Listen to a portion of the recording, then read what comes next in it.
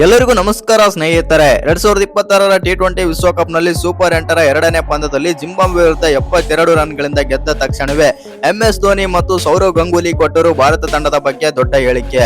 ಹೌದು ಸ್ನೇಹಿತರೆ, ಭಾರತದ ಆಟಗಾರರ ಬಗ್ಗೆ ಮತ್ತು ಅಭಿಷೇಕ್ ಶರ್ಮಾ ಬಗ್ಗೆ ಮಾತನಾಡಿದರು MS ಧೋನಿ. MS ಧೋನಿ ಮಾತು ಕೇಳಿದ್ರೆ ನೀವು ಕೂಡ ಸಲ್ಯೂಟ್ ಮಾಡ್ತಾರ MS ಧೋನಿ ಅವರಿಗೆ. ಅಷ್ಟಕ್ಕೂ MS ಧೋನಿ ಮಾತನಾಡಿದ್ದೇನು ಮತ್ತು ಸೌರವ್ ಗಂಗೂಲಿ ನಮ್ಮ ಟೀಮ್ ಇಂಡಿಯಾದ ಬಗ್ಗೆ ಏನೆಲ್ಲ ಹೇಳಿದ್ದಾರೆ ಮತ್ತು ಏನೆಲ್ಲ ಮಾತನಾಡಿದ್ದಾರೆ ಅಂತ ತಿಳ್ಕೊಂಬರೋಣ ಬನ್ನಿ. ಅದಕ್ಕಿಂತ ಮುಂಚೆ ನೀವೇನಾದ್ರೂ ಟೀಮ್ ಇಂಡಿಯಾದ ಅಪ್ಪಟ ಅಭಿಮಾನಿಯಾಗಿದ್ದಲ್ಲಿ ಈ ವಿಡಿಯೋಗೆ ಒಂದು ಲೈಕ್ ಕೊಟ್ಟು ನಮ್ಮ ಚಾನಲ್ ಅನ್ನ ಸಬ್ಸ್ಕ್ರೈಬ್ ಮಾಡ್ಕೊಳ್ಳಿ. ಹಾಗೆ ಬೆಲ್ ಐಕನ್ ಅನ್ನ ಆಲ್ ಇಟ್ಕೊಳ್ಳೋದು ಮರಿಬೇಡಿ. ಇನ್ನು ನಿಮ್ಮ ಪ್ರಕಾರ ನಮ್ಮ ಭಾರತ ತಂಡ ಬಂದ್ಬಿಟ್ಟು ಸೂಪರ್ 8ರ 3ನೇ ಪಂದ್ಯದಲ್ಲಿ ವೆಸ್ಟ್ ಇಂಡೀಸ್ ವಿರುದ್ಧ ಗೆದ್ದು ಸೆಮಿಫೈನಲ್ ಹಂತಕ್ಕೆ ಹೋಗುತ್ತಲ್ವ ಅಂತ ಕಮೆಂಟ್ ಮಾಡಿ. ಇನ್ನು ಈ ಪಂದ್ಯದ ಬಗ್ಗೆ ನಾವು ಮಾತಾಡಲೇಬೇಕು. ಹೌದು ಸ್ನೇಹಿತರೆ, ಈ ಪಂದ್ಯದ ಬಗ್ಗೆ ಮಾತಾಡೋದಾಯ್ತು ಅಂತಂದ್ರೆ ಈ ಪಂದ್ಯದಲ್ಲಿ ಮೊದಲು ಟಾಸ್ ಗೆದ್ದಂತ ಜಿಂಬಾಬ್ವೆ ತಂಡ ಫೀಲ್ಡಿಂಗ್ ಆದ್ರೆ ಆಯ್ಕೆ ಮಾಡಿಕೊಳ್ತಾರೆ.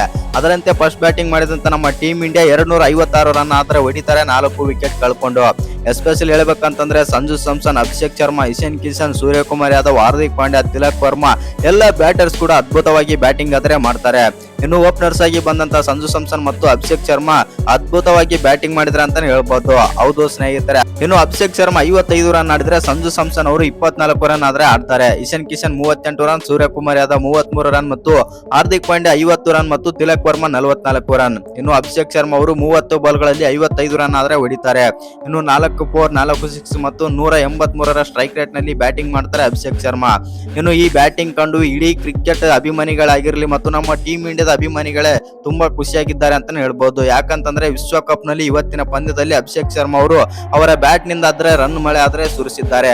ಆ ಕಾರಣದಿಂದಾಗಿ ಪ್ರತಿಯೊಬ್ಬ ಅಭಿಮಾನಿಯೂ ಕೂಡ ಇವತ್ತು ತುಂಬಾನೇ ಖುಷಿಯಾಗಿದ್ದಾನೆ ಅಂತಾನೆ ಹೇಳ್ಬಹುದು. ಇನ್ನು ಈ ಸೆಕೆಂಡ್ ಇನ್ನಿಂಗ್ಸ್ ಆರಂಭಿಸಿದಂತ ಜಿಂಬಾಬ್ವೆ ತಂಡ 184 ರನ್ ಆದ್ರೆ ಹೊಡಿತಾರೆ, 6 ವಿಕೆಟ್ ಕಳ್ಕೊಂಡು. ಹೌದು, ನಾವು ಜಿಂಬಾಬ್ವೆ ಪರ ಬೆನೆಟ್ ಬಗ್ಗೆ ಮಾತಾಡಲೇಬೇಕು. ಇವತ್ತಿನ ಪಂದ್ಯದಲ್ಲಿ ಅದ್ಭುತವಾಗಿ ಆಡ್ತಾರೆ ಬೆನೆಟ್ ಅವರು, 97 ರನ್ ಆದ್ರೆ ಹೊಡಿತಾರೆ. ಇನ್ನು ಈ ಪಂದ್ಯ ನಮ್ಮ ಭಾರತ ತಂಡ 72 ರನ್ಗಳಿಂದ ಗೆದ್ದ ತಕ್ಷಣವೇ ನಮ್ಮ ಮಾಜಿ ದಿಗ್ಗಜ ಆಟಗಾರರಾಗಿರುವಂತಹ ಸೌರವ್ ಗಂಗೂಲಿ ಮತ್ತು MS ಧೋನಿ ಏನೆಲ್ಲ ಮಾತನಾಡಿದ್ದಾರೆ, ಏನೆಲ್ಲ ಹೇಳಿದ್ದಾರೆ ಅಂತ ತಿಳ್ಕೊಂಬರೋಣ ಬನ್ನಿ. ಮೊದಲಿಗೆ MS ಧೋನಿ ಅವರು ಈ ರೀತಿ ಆದ್ರೆ ಹೇಳ್ತಾರೆ. ಹೌದು, ಚೆನ್ನೈನ ಚಿದಂಬರಂ ಸ್ಟೇಡಿಯಂ ನಲ್ಲಿ ಆಡಿದ್ದು ತುಂಬಾನೇ ಖುಷಿ ಆಯಿತು ಮತ್ತು ಈ ಪಂದ್ಯದಲ್ಲಿ ಬಂದ್ಬಿಟ್ಟು ಆ ಭಾರತ ತಂಡ ಅದ್ಭುತವಾಗಿ ಆದ್ರೆ ಬ್ಯಾಟಿಂಗ್ ಮಾಡಿದೆ. ಪ್ರತಿಯೊಬ್ಬ ಬ್ಯಾಟರ್ ಕೂಡ ಈ ರೀತಿ ಬ್ಯಾಟಿಂಗ್ ಆಡಿರೋದು ನೋಡಿ ನನಗೆ ತುಂಬಾನೇ ಖುಷಿ ಆಯಿತು. ಇನ್ನು ಅಭಿಷೇಕ್ ಶರ್ಮಾ ಬಗ್ಗೆ ನಾನು ಮಾತಾಡಲೇಬೇಕು. ಯಾಕಂದ್ರೆ ಅಭಿಷೇಕ್ ಶರ್ಮಾ ಅವರ ಬ್ಯಾಟ್ ನಿಂದ ರನ್ ಬರ್ತಾ ಇರಲಿಲ್ಲ ಮತ್ತು ಈ ಪಂದ್ಯದಲ್ಲಿ ಅದ್ಭುತವಾಗಿ ರನ್ ಕೂಡ ಗಳಿಸಿದ್ದಾರೆ ಅಭಿಷೇಕ್ ಶರ್ಮಾ ಅವರಿಗೆ ತುಂಬಾನೇ ಧನ್ಯವಾದಗಳು. ಮತ್ತು ಈ ಬಾರಿಯ ಫೈನಲ್ ಪಂದ್ಯಕ್ಕೆ ಹೋಗುವ ಫೇವರೇಟ್ ತಂಡ ನನ್ನ ತಂಡ ಎಂದು MS ಧೋನಿ ಆದ್ರೆ ಹೇಳಿದ್ದಾರೆ ಅಂತಾನೆ ಹೇಳ್ಬಹುದು.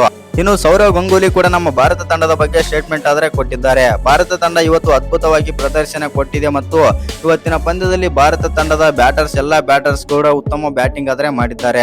ಆ ಕಾರಣದಿಂದಾಗಿ ಭಾರತ ತಂಡ ವೆಸ್ಟ್ ಇಂಡೀಸ್ ತಂಡದ ವಿರುದ್ಧನೂ ಕೂಡ ಗೆದ್ದು ಸೆಮಿಫೈನಲ್ ಹಂತಕ್ಕೆ ಹೋಗುತ್ತೆ ಮತ್ತು ಈ ಬಾರಿ ಫೈನಲ್ ಹಂತಕ್ಕೆ ಹೋಗುವ ನನ್ನ ಫೇವರೇಟ್ ತಂಡ ಎಂದು ಸೌರವ್ ಗಂಗೂಲಿ ಆದ್ರೆ ಹೇಳಿದ್ದಾರೆ ಅಂತಾನೆ ಹೇಳ್ಬಹುದು.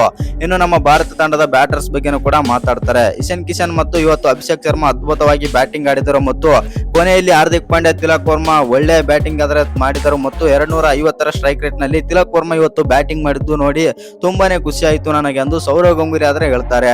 ಇನ್ನು ಈ ವಿಡಿಯೋ ಇಷ್ಟ ಆಗಿದ್ರೆ ಒಂದು ಲೈಕ್ ಮಾಡಿ, ಶೇರ್ ಮಾಡಿ. ಹಾಗೆ ಇನ್ನು ಯಾರು ಚಾನಲ್ಗೆ ಸಬ್ಸ್ಕ್ರೈಬ್ ಮಾಡ್ಕೊಂಡಿಲ್ಲ ಸಬ್ಸ್ಕ್ರೈಬ್ ಮಾಡ್ಕೊಂಡು ಬೆಲ್ ಐಕನ್ ಅನ್ನ ಆಲ್ ಇಟ್ಕೊಳ್ಳಿ. ಹಾಗೆ ನಿಮ್ಗೆ ಏನ್ ಅನ್ಸುತ್ತೆ ಟೀಮ್ ಇಂಡಿಯಾದ ಬಗ್ಗೆ ಅಂತ ಕಮೆಂಟ್ ಮಾಡೋದನ್ನ ಮರಿಬೇಡಿ.